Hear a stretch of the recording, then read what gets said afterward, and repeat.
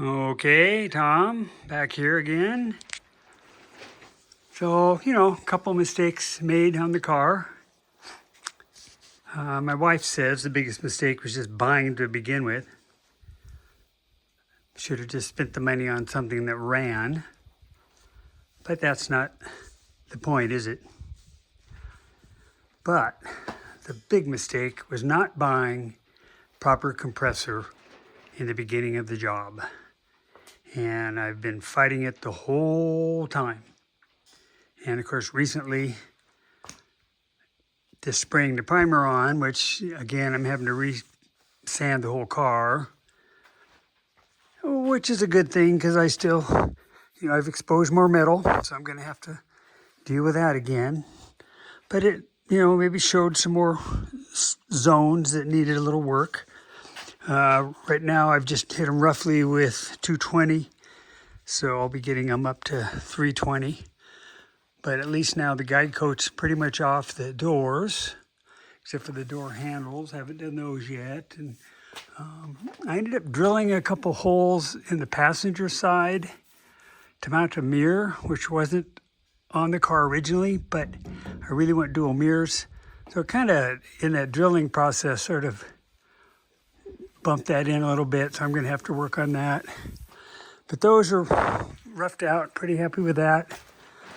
Of course, always got the fenders to do, and I haven't done the car itself yet, so there'll be a lot of sanding here. I did get the trunk done, and again, you can see all the spots that really expose themselves, same ones that were there before. So I'm going to have to take care of that, So let's talk about compressors.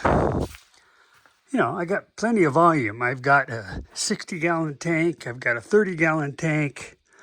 I had them all piggybacked together. I've got all the proper filters. But I was running it off of my small construction compressor. And I was talking to a couple of my fire member guys, Bruce and Larry.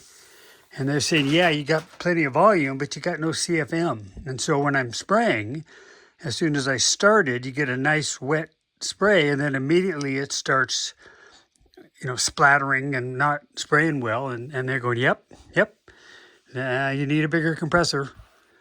So, trying to save money in the beginning. And so that was a big mistake. Now I need to buy a compressor if I want to really continue and paint my own car. I might put the storage tank outside, have the big compressor in here, move some equipment around, whatever.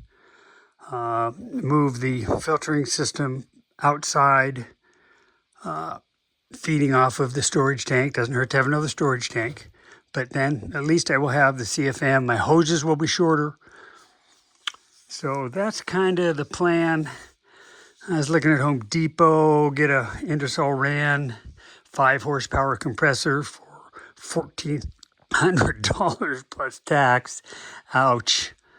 But again, I should have bought one of those 20 years ago because it just is the right thing to have in a shop environment where you can run air tools and really, really do some work. Certainly in all the shops I worked in, we had, massive amounts of air. But live and learn. So I remember a neighbor telling me, in this day and age, you're best off buying tools and equipment to offset inflation. Well, maybe, but I don't think you're going to get what you pay for them.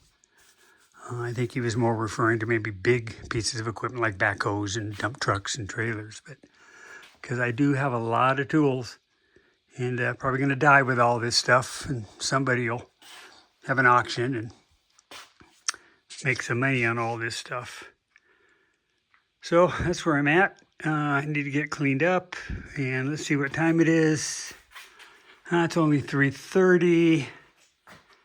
Seattle Mariners are on at 6, and I won't get to watch the game, but I'm going to watch it on the Gamecast on my phone.